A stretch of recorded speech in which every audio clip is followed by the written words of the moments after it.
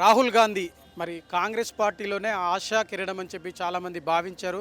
ఆయన పుట్టినరోజు సందర్భంగా రక్తదాన శిబిరాలు ఏర్పాటు చేసి అన్నదాన కార్యక్రమం చేస్తున్నారు. పేదలకు బట్టలు పనులు పంపిణీ చేస్తున్నారు. ఈ నేపథ్యంలోనే మాజీ ఎంపీ తాజా ఫైనాన్స్ కమిషనర్ చైర్మన్ మనతో పాటు ఉన్న వారిని అడిగి తెలుసుకుందాం. సార్, ముఖ్యంగా ఈరోజు బర్త్డే విషయంలో మీరు చాలా గ్రాండ్గా సెలబ్రేషన్ చేసుకున్నారు.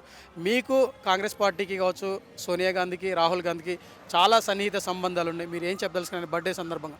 రాహుల్ గాంధీ బర్త్డే సందర్భంగా జన్మదిన శుభాకాంక్షలు రాష్ట్ర ప్రజానీకానికి అందరికీ తెలియజేస్తూ ఉన్నాను. త్యాగాల పునాదుల మీద నిర్మాణమైనది గాంధీ కుటుంబం. దేశానికి స్వతంత్రం వచ్చిన నాడు 565 మంది రాజులు, 1000 మంది పైనటువంటి సంస్థానాధీశులను ఒప్పించి మెప్పించి అధికారాన్ని, ఐశ్వర్యాన్ని ప్రజలకు పంచిపెట్టిన ఘనత గాంధీకి దక్కుతుంది అనేటువంటి మాట సందర్భం గుర్తు చేస్తా ఉన్నాను. ప్రజాస్వామ్యాన్ని ఏర్పాటు చేసి ప్రజల చేత, ప్రజల కొరకు, ప్రజల వలన ఏర్పడ్డ ప్రజాస్వామ్యాన్ని ఏర్పాటు చేసి అధికారం అంతా ప్రజలకు దారాదత్తం చేసినటువంటి ఘనత ఆ గాంధీ కుటుంబం నుంచి వచ్చినటువంటి కాంగ్రెస్ పార్టీలో ఉన్నటువంటి మరి అదే పట్టేదారుకు వారసుడైనటువంటి రాహుల్ గాంధీ గారు ఈరోజు గ్రామ స్వరాజ్యమే దేశ స్వరాజ్యమని గాంధీ ఎట్లయితే అన్నాడో దాన్ని పుణికిపుచ్చుకున్నటువంటి రాజీవ్ గాంధీ 73, 74 రాజ్యాంగ సవరణ తీసుకొచ్చి ప్రజలను ప్రజాస్వామ్య ప్రక్రియలో అధిక సంఖ్యలో భాగస్వాములు చేసినటువంటి ఘనత రాజీవ్ గాంధీకి దక్కుతుంది అనేటువంటి మాట సందర్భంగా తెలియజేసుకుంటూ మరొక్కసారి మరి గ్రామ స్వరాజ్యాన్ని ప్రజలకు అందించాలి.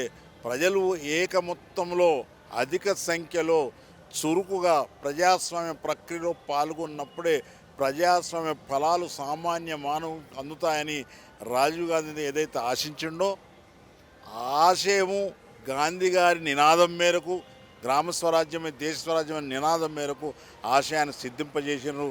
దానికి ఈరోజు ఉన్నటువంటి ప్రభుత్వం కూడా మరి స్టేట్ ఫైనాన్స్ కమిషన్ ఏర్పాటు చేసి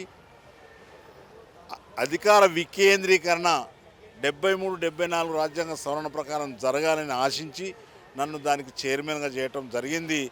నా సాయశక్తులు ఆ దేవుడి శక్తి సామర్థ్యాన్ని ఇస్తే తప్పకుండా గ్రామాలను, జిల్లా పరిషత్తులను, మున్సిపాలిటీలను బలోపేతం చేసి ప్రజల డెలివరీ సిస్టమ్ ఏదైతుందో ప్రజలకు ఏదైతే సేవలు అందాలనో వాటిని సక్రమంగా సమయ ప్రకారం అందించడానికి మేము కృషి చేయటం జరుగుతుంది అనేటువంటి మాట తెలియజేసుకుంటూ మరొక్కసారి రాహుల్ గాంధీ జన్మదిన సందర్భంగా ప్రజలందరికీ శుభాకాంక్షలు అందజేస్తారు. రాహుల్ గాంధీ గారు, సోనియా గాంధీ గారు మేము పార్లమెంటు సభ్యులుగా ఉన్నప్పుడు నిత్యం వారితోటి సమావేశాలు కావటం, తెలంగాణ ఉద్యమ రీతిని చెప్పటం, తెలంగాణ ప్రజల ఆకాంక్షను తెలియజేయటం, వాళ్ళని ఒప్పించి మెప్పించే క్రమంలో మరి రాహుల్ గాంధీ గారిని స్పందింపజేయటం, సోనియా గాంధీ గారిని స్పందింపజేయటం జరిగింది.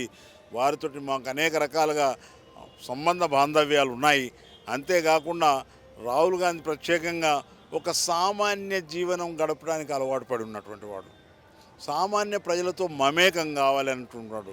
ఈ ప్రజాస్వామ్య ఫలాలు సామాన్య మానవునికి అందాలని చూసేటువంటి వాడు.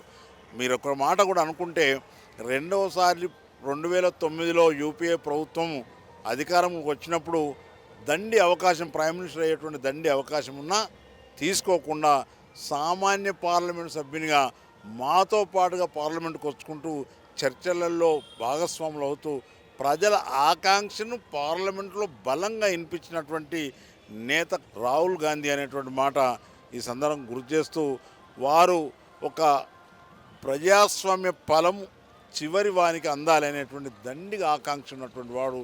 ప్రజల జీవన ప్రమాణం మెరుగయ్యి ప్రపంచ దేశాల సరసన భారతదేశం కూడా అభివృద్ధి చెందిన దేశంగా తీర్చాలనేటువంటి బలమైన కోరిక కలిగినటువంటి రాహుల్ గాంధీ సేవలు ఈ దేశానికి అవసరమైనటువంటి మాట తెలియజేసుకుంటూ ప్రియాంక గాంధీ పోటీ చేస్తుంది కేరళ నుండి, ఎలా చూస్తారు, ఎలా ఉండబోతుంది? నేను రాజకీయం మాట్లాడకూడదు, అందులో చొరబడుతున్నాను, అది తప్పుగా భావించవద్దు. త్యాగాల కుటుంబం, దేశం కోసం త్యాగం, ప్రజల కోసం త్యాగం. ఆ కుటుంబంలో అందరూ ఆ నేపథ్యానికి అలవాటు పడి ఉన్నారు కాబట్టి ఆ నేపథ్యంలో వారు కూడా భాగస్వామ్యం తీసుకుంటున్నందుకు అభినందిస్తున్నాను. ఇక గాంధీ కుటుంబం అంటే త్యాగాల కుటుంబము, త్యాగాలతోనే దేశానికి సేవ చేశారు కాబట్టి రాహుల్ గాంధీ సేవలు ఇప్పుడు ఆయన జన్మదినం సందర్భంగా ఈ దేశానికి అవసరము. ఆయన ఒక సాధారణ జీవితాన్ని మాత్రమే గడుపుతారు తప్ప ఇంకా విలాసవంతమైన జీవితానికి ఆయన ఎప్పుడూ కాలేదు. ఒకవేళ ఆయనకు ప్రధానమంత్రి అయ్యే అవకాశం ఉన్నా కూడా తనకి దూరంగా ఉండి కేవలం ప్రజల మధ్యలో ఉండాలి, ప్రజల జీవన ప్రమాణాలు పెంపొందాలి, పెరగాలి, వాళ్ళు ఆర్థికంగా ఎదగాలని చెప్పేసి ఆయన ఆకాంక్షిన వ్యక్తి. అట్లాంటి వ్యక్తికి మరి బర్త్డే సందర్భంగా శుభాకాంక్షలు తెలిపారు. ఈ దేశానికి ఆయన సేవలు అవసరం అంటున్నారు.